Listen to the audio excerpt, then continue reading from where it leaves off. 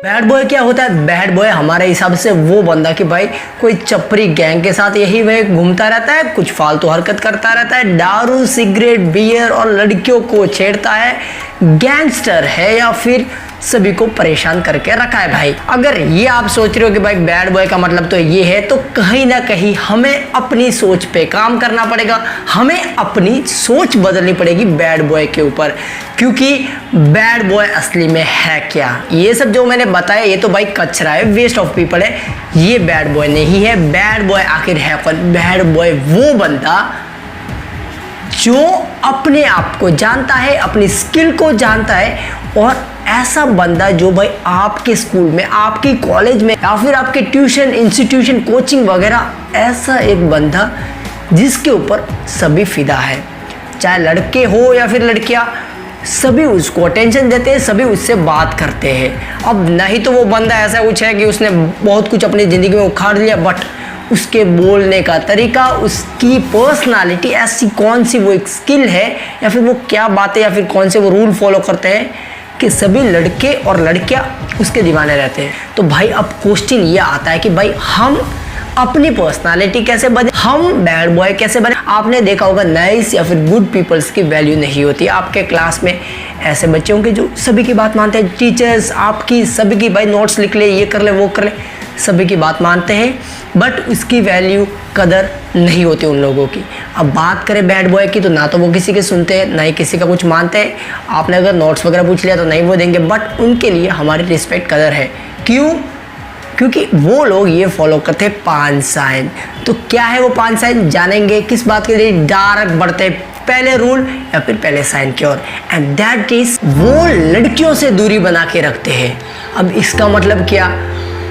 अब भाई जो बैड बॉयज होते हैं वो हर लड़की के पीछे नहीं भागते, सभी को इम्प्रेस करने की कोशिश नहीं करते कि भाई ये सुंदर कन्या है तो इसको मैं इम्प्रेस कर दूं। नहीं भाई, वो इम्प्रेस करने की कोशिश नहीं करेंगे दूसरी लड़कियों को, नहीं उनके पीछे पीछे कुत्तों की तरह भागेंगे, क्योंकि वो एक शेर है, एक लीडर है, एक माचो मैन है, तो वो लड़कियों के आगे पीछे नहीं घूमता।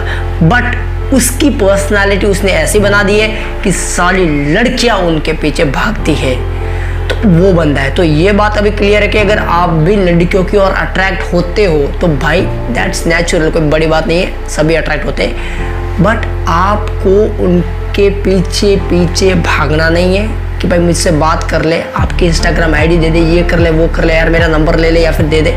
वो हरकतें नहीं करनी है। वो हरकत आपने की तो आपकी सेल्फ वैल्यू, आपकी रिस्पेक्ट, आपकी वैल्यू स्टॉक मार्केट की तरह नीचे गिर जाएगी। अब आपको एकदम अप करनी है तो आपको ये पॉइंट फॉलो करना पड़ेगा कि भाई लड़कियों के ऊपर ज़्यादा आपको फोकस करने की है ज़रूरत नहीं। अब बढ़ते हैं दूसरे रूल की ओर जो बैड बॉय अपना फॉलो करता है, एंड दैट इज वो अपना टाइम किसी को नहीं देते। अब इसका मतलब क्या? अब फॉर एन एग्जाम्पल उस बंदे के दोस्त ने बता दिया कि भाई हम जा रहे हैं पार्टी है, हम जा रहे हैं कई बार घूमने, और क्या तू आ रहा है, क्या तू फ्री है? तो वो बंदा क्या कहेगा? भाई नहीं भाई मैं फ्री नहीं हूँ, जबकि वो फ्री है, वो इतना उसका कुछ इंपॉर्टेंट काम नहीं है, बट वो बंदा कहेगा कि भाई आई हैव इम्पॉर्टेंट वर्क, मैं इम्पॉर्टेंट वर्क पे काम कर रहा हूँ, सो मैं नहीं आ सकता। देखा भाई, तो उसने मना कर दिया क्योंकि उसको पता है उसकी टाइम की वैल्यू बहुत ज़्यादा है। सबसे वैल्यूबल थिंग क्या है भाई? आपको पता है, आप हमारे बंदे हो, आपको पता है, एंड दैट इज टाइम। वो अपना टाइम किसी को नहीं देता, चाहे कोई भी हो, वो अपना टाइम नहीं देगा किसी को। ये उसकी पर्सनालिटी का हिस्सा है, और इसकी वजह स्कार्सिटी प्रिंसिपल वो यूज़ करता है कि भाई जिस चीज़ की सप्लाई डाउन होती है उसकी वैल्यू अप होती है। तो ये बंदा अपनी सप्लाई कम कर देता है ताकि उसकी वैल्यू बढ़ सके। तो भाई बंदा काफ़ी समझदार है और आपको भी बनना पड़ेगा। अब बढ़ते हैं तीसरे रूल की ओर, एंड दैट इज वो अपने स्किल पे काम करता है, और अगर कोई स्किल है नहीं उस बंदे के अंदर तो वो डेवलप करेगा, कोई भी वर्क पे रेगुलर काम करेगा और उसको अपनी स्किल बना देगा। कमाल का बंदा है भाई। अब भाई उसके अंदर अगर कोई स्किल है तो वो अपनी स्किल के ऊपर काम करेगा, उसके ऊपर मास्टर बनने की कोशिश करेगा। बट अगर उस बंदे के अंदर स्किल नहीं है तो वो कोई स्किल ढूंढेगा, खोजेगा, और कोई भी ऐसा काम उसको अगर मिल गया तो उसके ऊपर काम हार्ड वर्क कर बंदा मास्टर बन जाता है उस स्किल में, और वो एक स्किलफुल बंदा बन जाता है। तो आपको भी क्या करना है? आपको अपनी स्किल पे काम करना पड़ेगा। स्किल अगर नहीं है तो डेवलप करनी पड़ेगी। अब स्किल क्या हो सकती है? स्किल कुछ भी हो सकती है, videography, video editing, cricket, football, एक ऐसा कोई भी आप वर्क कुछ भी हो सकता है वो भाई, व्लॉगिंग कुछ भी जो आपको पसंद है, टेनिस वेनिस कुछ भी, उस स्किल में आप मास्टर बन जाओ।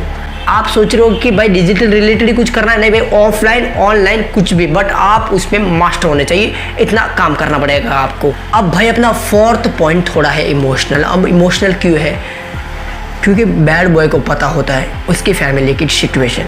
उसकी फैमिली की सिचुएशन क्या है? अब मिडिल क्लास, पुअर क्लास जो भी है, वो अपने पापा के ऊपर नज़र डालता है कि भाई इस बंदे ने मेरे लिए बहुत कुछ किया है, मेरी माँ ने मेरे लिए बहुत कुछ किया है, बहुत ही कुछ किया है, अब मेरी टाइम है, अब मेरी टाइम में कुछ करके दिखाना है और मेरी फैमिली की सिचुएशन, इस सिचुएशन में बाहर निकालना है। घर के हालात देख के ये बंदा हमेशा मोटिवेट होता है कि भाई बस हो गया, अब इस हालत में नहीं रहना है, अब कुछ करना है, कुछ करके ही दिखाना है और इस हालात से बाहर निकला है। मर के जी नहीं सकता है वो बंदा। वो हालात, वो सिचुएशन देखकर ये बंदा बहुत इमोशनल हो जाता है और अपने वर्क पे काम करता है, अपने गोल पे काम करता है।